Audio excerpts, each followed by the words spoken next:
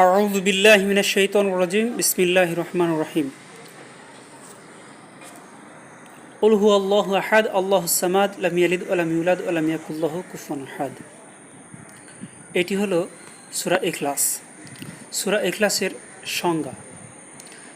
এটা সূরা ইখলাস হলো আল্লাহ কি জিনিস, আল্লাহ কে, আল্লাহর বৈশিষ্ট্য কি, আল্লাহর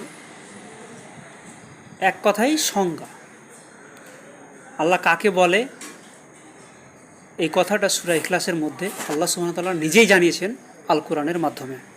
অর্থাৎ যুগে যুগে নবীগণ এসেছেন, শেষ যুগের শেষ নবী হযরত মুহাম্মদ রাসূলুল্লাহ সাল্লাল্লাহু আলাইহি সাল্লামের কাছে যে ওহী এসেছিল সূরা ইখলাস, সেই সূরা ইখলাসের মাধ্যমে আল্লাহ সুবহানাহু ওয়া তাআলা বলেন, কুল হুয়াল্লাহু আহাদ, বলো আল্লাহ এক ও অদ্বিতীয়, আল্লাহুস সামাদ, আল্লাহ অমুখাপেক্ষী, লাম ইয়ালিদ ওয়া লাম ইউলাদ, তিনি কাউকে জন্ম দেননি এবং তিনি কারো দ্বারা জন্মলাভ করেননি, ওয়া লাম ইয়াকুল লাহু কুফুয়ান আহাদ, এবং তার সমতুল্য সমকক্ষ কেউ নেই।